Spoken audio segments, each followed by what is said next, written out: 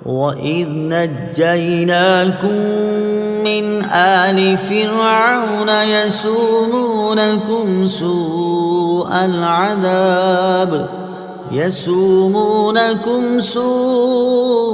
العذاب يذبحون أبناءكم ويستحيون نساءكم وفي ذلكم بلاء من ربكم عظيم۔ ترجمہ: اور یاد کرو جب ہم نے تمہیں فرعونیوں سے نجات دی جو تمہیں بہت برا عذاب دیتے تھے، تمہارے بیٹوں کو ذبح کرتے تھے اور تمہاری بیٹیوں کو زندہ چھوڑ دیتے، اور اس میں تمہارے رب کی طرف سے بڑی آزمائش تھی۔ وَإِذْ نَجَّيْنَاكُمْ مِنْ آلِ فِرْعَوْنَ، اور جب ہم نے تمہیں فرعونیوں سے نجات دی۔ تفسیر صراط الجنان میں ہے، اس سے پہلی آیات میں بنی اسرائیل پر کی گئی نعمتوں کا اجمالی طور پر ذکر ہوا، اور اب یہاں سے ان نعمتوں کو تفصیل کے ساتھ بیان کیا جا رہا ہے۔ چنانچہ ارشاد فرمایا کہ اے بنی اسرائیل، میری وہ نعمت یاد کرو کہ جب ہم نے تمہیں فرعون کی پیروی کرنے والوں سے نجات دی جو تمہیں بہت برا عذاب دیتے تھے۔ فرعون نے بنی اسرائیل پر نہایت بے دردی سے محنت و مشقت کے دشوار کام لازم کر رکھے تھے۔ پتھروں کی چٹانیں کاٹ کر ڈھوتے ڈھوتے ان کی کمریں اور گردنیں زخمی ہو گئی تھیں۔ غریبوں پر ٹیکس مقرر کیے ہوئے تھے جو غروب آفتاب سے قبل جبرن وصول کیے جاتے تھے، اور جو ٹیکس نہ دے پاتا اسے سخت سزائیں ملتی تھیں۔ فرعون کا مختصر تعارف: جس طرح فارس کے بادشاہ کا لقب کسرا، روم کے بادشاہ کا قیصر اور حبشہ کے بادشاہ کا لقب نجاشی تھا، اسی طرح قبطی اور عمالقہ قوم سے تعلق رکھنے والے مصر کے بادشاہوں کا لقب فرعون ہوتا تھا۔ حضرت موسیٰ علیہ السلام کے زمانے کے فرعون کا نام ولید بن مصعب بن ریان تھا، اور اس آیت میں اسی کا ذکر ہے۔ اس کی عمر 400 سال سے زیادہ ہوئی۔ نیز اس آیت میں آل فرعون سے اس کے پیروکار مراد ہیں۔ یذبحون ابناءکم، وہ تمہارے بیٹوں کو ذبح کرتے تھے۔ تفسیر صراط الجنان میں ہے، فرعون نے خواب دیکھا کہ بیت المقدس کی طرف سے ایک آگ آئی اور اس نے مصر کو گھیر کر تمام قبطیوں کو جلا ڈالا، جبکہ بنی اسرائیل کو کوئی نقصان نہیں ہوا۔ اس خواب سے اسے بڑی وحشت ہوئی۔ کاہنوں نے تعبیر دی کہ بنی اسرائیل میں ایک لڑکا پیدا ہوگا جو تیری ہلاکت اور تیری سلطنت کی تباہی کا سبب بنے گا۔ یہ سن کر فرعون نے حکم دیا کہ بنی اسرائیل میں جو لڑکا پیدا ہو اسے قتل کر دیا جائے۔ یوں ہزاروں کی تعداد میں بچے قتل کیے گئے۔ قدرت الہی سے اس قوم کے بوڑھے جلد مرنے لگے تو قبطی سرداروں نے گھبرا کر فرعون سے شکایت کی کہ ایک طرف بنی اسرائیل میں موت کی کثرت ہو گئی ہے اور دوسری طرف ان کے بچے بھی قتل کیے جا رہے ہیں۔ اگر یہی صورتحال رہی تو ہمیں خدمتگار کہاں سے ملیں گے؟ اس پر فرعون نے حکم دیا کہ 1 سال بچے قتل کیے جائیں اور 1 سال چھوڑ دیے جائیں۔ تو جو سال چھوڑنے کا تھا اس میں حضرت ہارون علیہ السلام پیدا ہوئے، اور قتل کے سال حضرت موسیٰ علیہ السلام کی ولادت ہوئی۔ یہ واقعہ سورہ قصص کے پہلے رکوع میں کافی تفصیل سے بیان کیا گیا ہے۔ وَفِي ذَلِكُمْ بَلَاءٌ، اور اس میں آزمائش تھی۔ تفسیر صراط الجنان میں ہے، بلا امتحان و آزمائش کو کہتے ہیں، اور آزمائش نعمت سے بھی ہوتی ہے اور شدت و محنت سے بھی۔ نعمت سے بندے کی شکر گزاری اور محنت و مشقت سے اس کے صبر کا حال ظاہر ہوتا ہے۔ اس آیت میں اگر ذالکم کا اشارہ فرعون کے مظالم کی طرف ہو تو بلا سے محنت و مصیبت مراد ہوگی، اور اگر ان مظالم سے نجات دینے کی طرف اشارہ ہو تو بلا سے نعمت مراد ہوگی۔ وَإِذْ فَرَقْنَا بِكُمُ الْبَحْرَ فَأَنْجَيْنَاكُمْ وَأَغْرَقْنَا آلَ فِرْعَوْنَ وَأَنْتُمْ تَنظُرُونَ۔ ترجمہ: اور یاد کرو جب ہم نے تمہارے لیے دریا کو پھاڑ دیا تو ہم نے تمہیں بچا لیا اور فرعونیوں کو تمہاری آنکھوں کے سامنے غرق کر دیا۔ وَإِذْ فَرَقْنَا بِكُمُ الْبَحْرَ، اور جب ہم نے تمہارے لیے دریا پھاڑ دیا۔ تفسیر صراط الجنان میں ہے، یہ دوسری نعمت کا بیان ہے جو بنی اسرائیل پر فرمائی کہ انہیں فرعونیوں کے ظلم و ستم سے نجات دی اور فرعون کو اس کی قوم سمیت ان کے سامنے غرق کر دیا، جس کا مختصر واقعہ یہ ہے کہ حضرت موسیٰ علیہ السلام حکم الہی پر رات کے وقت بنی اسرائیل کو لے کر مصر سے روانہ ہوئے۔ صبح کو فرعون ان کی جستجو میں ایک بھاری لشکر لے کر نکلا اور انہیں دریا کے کنارے پر پا لیا۔ بنی اسرائیل نے فرعون کے لشکر کو دیکھ کر حضرت موسیٰ علیہ السلام سے فریاد کی۔ آپ علیہ السلام نے اللہ تعالیٰ کے حکم سے دریا پر اپنا عصا مارا، اس کی برکت سے عین دریا میں 12 خشک راستے پیدا ہو گئے اور پانی دیواروں کی طرح کھڑا ہو گیا، اور ان آبی دیواروں میں جالی کی مثل روشن دان بن گئے۔ بنی اسرائیل کی ہر جماعت ان راستوں میں ایک دوسرے کو دیکھتی اور باہم باتیں کرتی گزر گئی۔ فرعون بھی اپنے لشکر سمیت ان دریائی راستوں میں داخل ہو گیا، لیکن جب اس کا تمام لشکر دریا کے اندر آ گیا تو دریا اپنی اصلی حالت پر آیا اور تمام فرعونی اس میں غرق ہو گئے، اور بنی اسرائیل دریا کے کنارے فرعونیوں کے غرق کا منظر دیکھ رہے تھے۔ انبیاء کرام علیہ السلام پر ہونے والے انعام کی یادگار قائم کرنا سنت ہے۔ فرعونیوں کا غرق ہونا محرم کی 10ویں تاریخ کو ہوا، اور حضرت موسیٰ علیہ السلام نے اس دن شکر کا روزہ رکھا۔ صحیح بخاری اور صحیح مسلم میں ہے، حضرت عبداللہ بن عباس رضی اللہ تعالی عنہما فرماتے ہیں، جب حضور پرنور صلی اللہ تعالی علیہ وسلم مدینہ منورہ تشریف لائے تو آپ نے دیکھا کہ یہودی عاشورہ کے دن روزہ رکھتے ہیں۔ آپ صلی اللہ تعالی علیہ وسلم نے ارشاد فرمایا، یہ کیا ہے؟ یہودیوں نے عرض کی، یہ نیک دن ہے، یہ وہ دن ہے جس میں اللہ تعالیٰ نے بنی اسرائیل کو ان کے دشمن سے نجات دی۔ تو حضرت موسیٰ علیہ السلام نے اس دن روزہ رکھا تھا۔ رسول کریم صلی اللہ تعالی علیہ وسلم نے ارشاد فرمایا، تمہاری نسبت موسیٰ سے میرا تعلق زیادہ ہے۔ چنانچہ آپ صلی اللہ تعالی علیہ وسلم نے اس دن روزہ رکھا اور اس دن روزہ رکھنے کا حکم ارشاد فرمایا۔ البتہ صرف 10 محرم کا روزہ نہ رکھا جائے، بلکہ اس کے ساتھ آگے یا پیچھے ایک روزہ ملایا جائے، جیسا کہ حضرت عبداللہ بن عباس رضی اللہ تعالی عنہما سے مروی ہے۔ رسول اللہ صلی اللہ تعالی علیہ وسلم نے ارشاد فرمایا، عاشورہ کے دن کا روزہ رکھو اور اس میں یہودیوں کی مخالفت کرو۔ عاشورہ کے دن سے پہلے یا بعد میں ایک دن کا روزہ رکھو۔ اس سے معلوم ہوا انبیاء کرام علیہ السلام پر جو انعام الہی ہو اس کی یادگار قائم کرنا اور شکر بجا لانا سنت ہے، اگرچہ کفار بھی اس یادگار کو قائم کرتے ہوں۔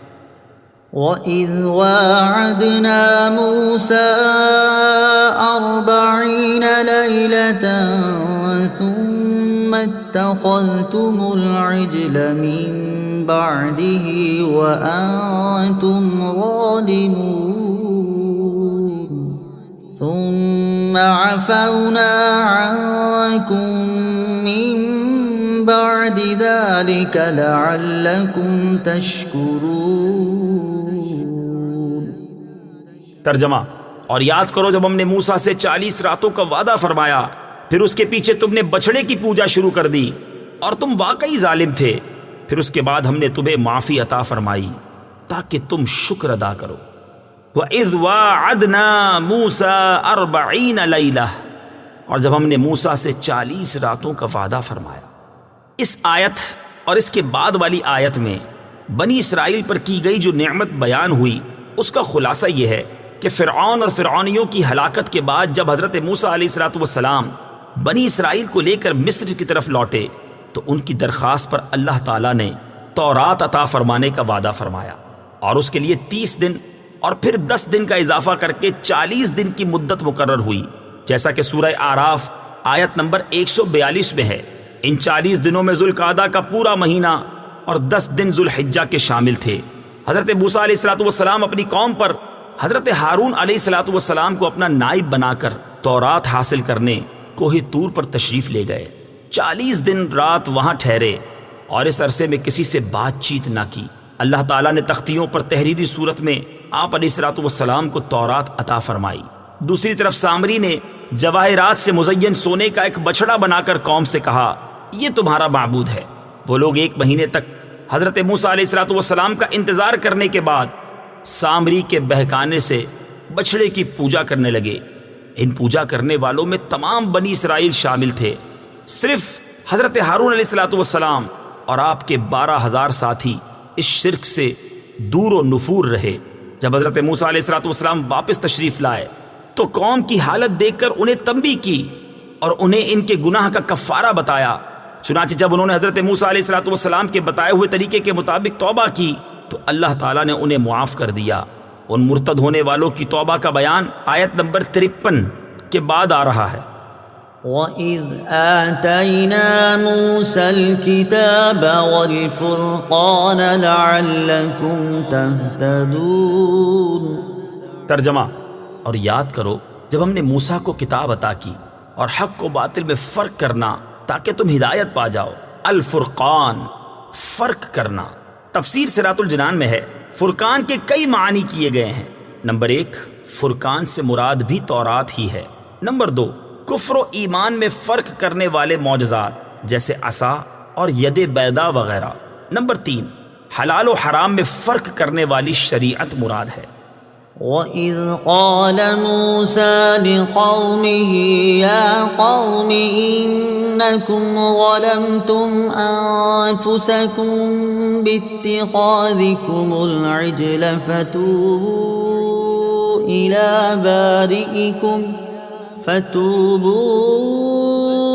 إِلَى بَارِئِكُمْ فَاقْتُلُوا أَنفُسَكُمْ ذَلِكُمْ خَيْرٌ لَكُمْ عِندَ بَارِئِكُمْ فَتَابَ عَلَيْكُمْ إِنَّهُ هُوَ التَّوَّابُ الرَّحِيمُ۔ ترجمہ: اور یاد کرو جب موسیٰ نے اپنی قوم سے کہا، اے میری قوم، تم نے بچڑے کو معبود بنا کر اپنی جانوں پر ظلم کیا، لہٰذا اب اپنے پیدا کرنے والے کی بارگاہ میں توبہ کرو، یوں کہ تم اپنے لوگوں کو قتل کرو، یہ تمہارے پیدا کرنے والے کے نزدیک تمہارے لیے بہتر ہے، تو اس نے تمہاری توبہ قبول کی، بے شک وہی بہت توبہ قبول کرنے والا مہربان ہے۔ فَاقْتُلُوا أَنفُسَكُمْ، کہ تم اپنے لوگوں کو قتل کرو۔ تفسیر صراط الجنان میں ہے بنی اسرائیل کو بچڑا پوجنے کے گناہ سے یوں معافی ملی کہ حضرت موسیٰ علیہ السلام نے قوم سے فرمایا، تمہاری توبہ کی صورت یہ ہے کہ جنہوں نے بچڑے کی پوجا نہیں کی ہے وہ پوجا کرنے والوں کو قتل کریں اور مجرم راضی خوشی سکون کے ساتھ قتل ہو جائیں۔ وہ لوگ اس پر راضی ہو گئے اور صبح سے شام تک 70,000 قتل ہو گئے۔ تب حضرت موسیٰ اور حضرت ہارون علیہم السلام نے گر گڑاتے ہوئے بارگاہ حق میں ان کی معافی کی التجا کی۔ اس پر وحی آئی کہ جو قتل ہو چکے وہ شہید ہوئے اور باقی بخش دیے گئے، قاتل و مقتول سب جنتی ہیں۔ بنی اسرائیل پر اللہ تعالیٰ کا فضل۔ بچڑا بنا کر پوجنے میں بنی اسرائیل کے کئی جرم تھے۔ نمبر 1، مجسمہ سازی جو حرام ہے۔ نمبر 2، حضرت ہارون علیہ السلام کی نافرمانی۔ نمبر 3، بچڑے کی پوجا کر کے مشرک ہو جانا۔ یہ ظلم آل فرعون کے مظالم سے بھی زیادہ شدید ہیں، کیونکہ یہ افعال ان سے بعد ایمان سرزد ہوئے، اس وجہ سے وہ مستحق تو اس کے تھے کہ عذاب الہی انہیں مہلت نہ دے اور فی الفور ہلاک کر کے کفر پر ان کا خاتمہ کر دے، لیکن حضرت موسیٰ اور حضرت ہارون علیہم السلام کے طفیل انہیں توبہ کا موقع دیا گیا۔ یہ اللہ تعالیٰ کا بڑا فضل ہے اور یہ قتل ان کے لیے کفارہ تھا۔